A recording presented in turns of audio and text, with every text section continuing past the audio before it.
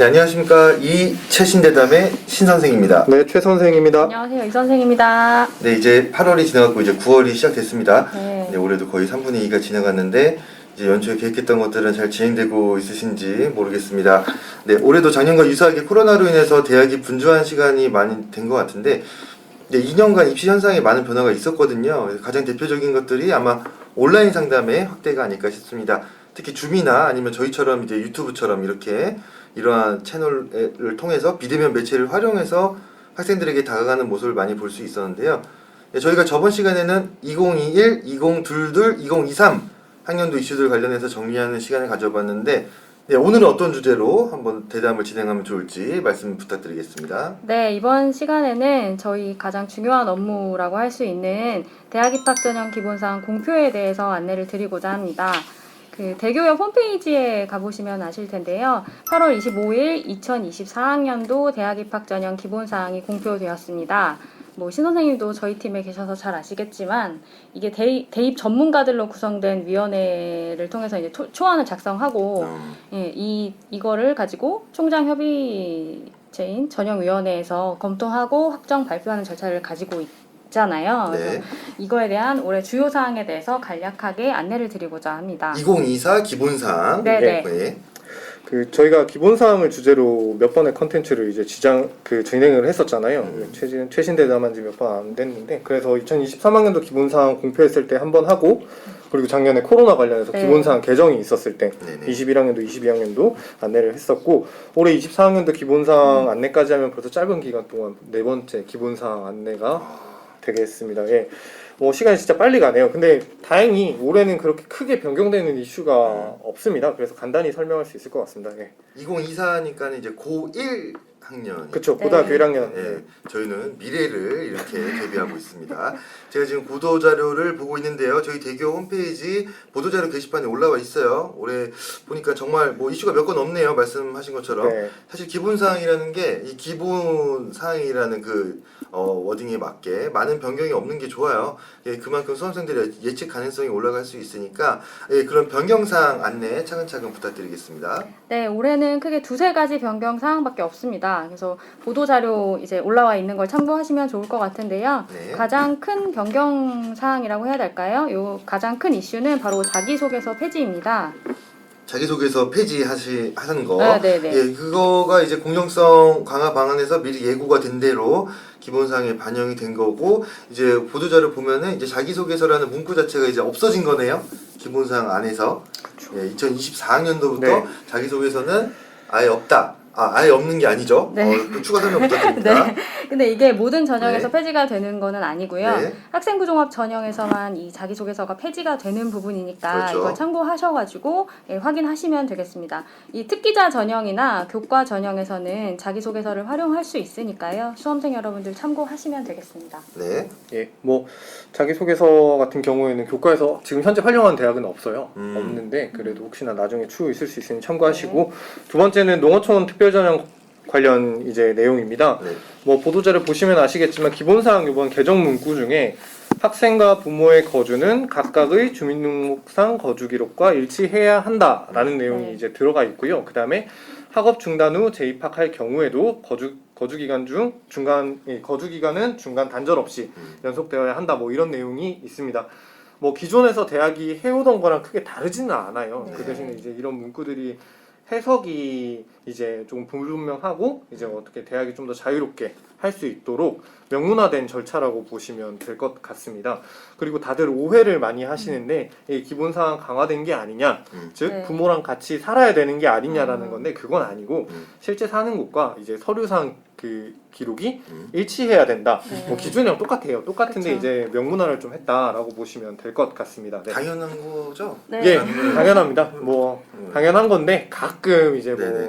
사건 사고가 있다 보니까 이제 그런 걸 강화하기보다 제한내 문구라고 그렇죠, 보시면 될 그러니까. 것 같습니다. 네. 네. 이미 하고 있는 것들을 그냥 명문화해서 더 안내를 자세하게 한 거고요. 맞습니다. 네. 네. 그리고 학업 중단 후에 재입학할 경우에도 거주 기간은 중간 단절 없이 연속돼야 한다. 이것도 당연한 겁니다. 예, 물론 네. 당연한 겁니다. 그냥 네. 거기 있으란 얘기예요. 네. 그냥. 그 시간에 뭐 네. 도시 생활을 가면 이 전형 취지와 부합하지 그렇죠, 않는 그렇죠, 거죠. 그렇죠. 네. 그러니까 거주는 항상 있어야 된다. 뭐 이런 네네. 내용입니다. 네. 요즘 이 농어촌 관련한 소송이 많이 이제 뭐 입학한 학생 간 맞습니다. 또 네. 대학 간 이게 진행이 되다 보니까 학생과 대학을 모두 보호하기 위해서 이러한 문구들이 생긴 거라고 그런 차원이라고 보시면 될 것 같고요. 네. 다음은 또 어떤 게 있을까요? 네, 세 번째 안내드릴 내용은 사실 기본사항 관련은 아니고 법령 개정 안내사항이라고 보면 될 것 같습니다. 네.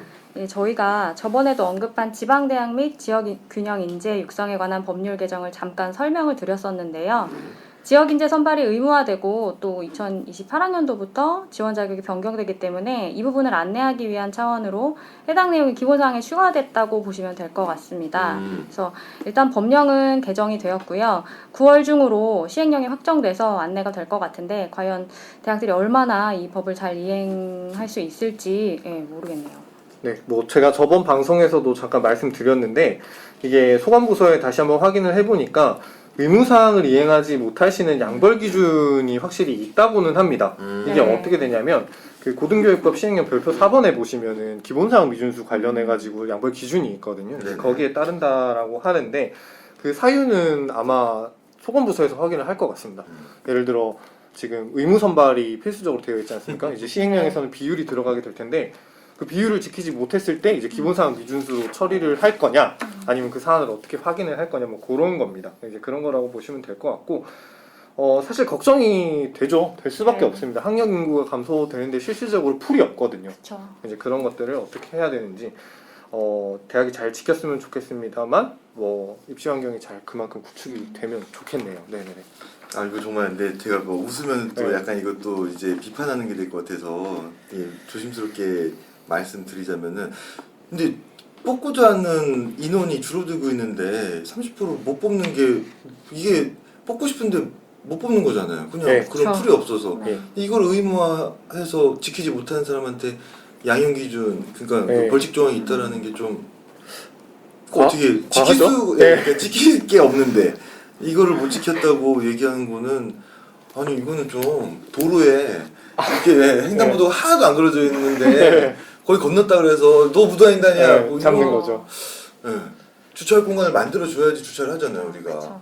그렇죠. 좀 이건 좀 이상한 것 같아요. 예, 그래서 이거를 조금 더 자세히 설명할 수 있는 시간이 있으면 좋겠는데 네. 제가 시간상 조금만 더 말씀을 드리면 그 확실합니다. 이제 어쨌든 지역 인재를 많이 확보를 해서 그 지역의 정주 인구를 늘리고자 하는 그치 그 그 취지는, 취지는 알지. 확실히 예. 있는데 이거 처벌까지 들어가야 되냐라는 문제가 있어서는 잘 모르겠다. 물음표를 일단 띄우고요. 만약에 그 소관부서에서 그 대학의 노력을 확인해 보겠다라고 만약에 한다고 하면 결과적으로 확인할 수 있는 건 너네가 시행계에서 얼마나 투자를 했는데 이거밖에 없거든요. 그러니까 그 인원을 배정한 거야? 인원을 얼만큼 노력을 해서 지역 인재를 배정을 했냐 이런 걸 볼 수밖에 없어. 왜냐하면 결과론적인 얘기라고는 하지만 결과는 정말 어떻게 될지 아무것도 모르니까 대학에서 최선을 다했는지를 보려면 최선을 다하는 거. 그 과정을 그렇죠. 평가한다. 과정을 평가를 해야 어. 되잖아요.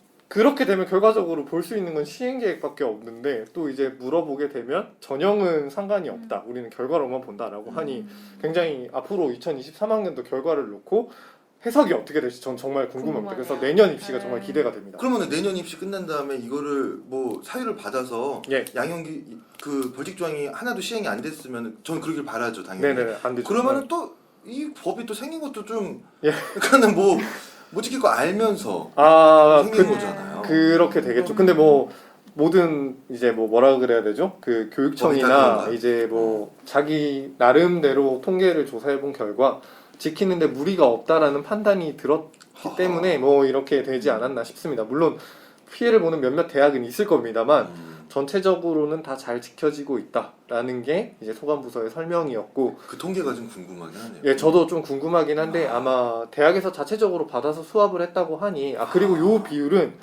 그 들어오는 인원 중에 몇 명이 이제 지역 인재냐 이거잖아요. 그래서 정원 내외 구분이 없기도 하고 그러니까 어쨌든 뽑았는데 그 지역에 몇 명 있냐 그거잖아요. 맞습니다. 예, 그래서 그게 이제 40%를 넘길 수 있느냐 이건데 40%가 사실 작은 비율은 아니거든요. 근데 뽑았는데 그 학생들이 도시로 가고 싶어하는 학생들의 그 자유를 뭐 제한하지는 않지만 네, 뭐 제한하는 건 아닌데 뭐 그렇죠. 그런 예, 뭐 네. 뭐 좋은 저희보다 높으신 분들께서 잘 만들었기 높은 때문에 통계라는 게 참 이건 조금 저는 말씀하신 대로 기대가 되네요. 예, 내년에 네. 모든 대학이 잘 지켜가지고 네. 잘 채워주셨으면 좋겠어요, 솔직히. 그러면은 다 법도 좋은 거, 다 좋은 거니까. 네. 기본상 자체만으로 보면은 진짜 많은 변경은 없는 거고 아무래도 가장 이슈라고 하면은 자기소개서가 이제 2024학년도부터 폐지된다. 학생부 종합전형에서 뭐 선제적으로 이미 폐지한 데가 네네네, 있고. 맞습니다. 예. 네. 그 정도 되겠네요. 빨리 마무리할게요. 예. 네. 감사합니다. 예. 이번에도 고생 많으셨고 마무리하도록 하죠. 감사합니다. 네, 감사합니다. 감사합니다. 네.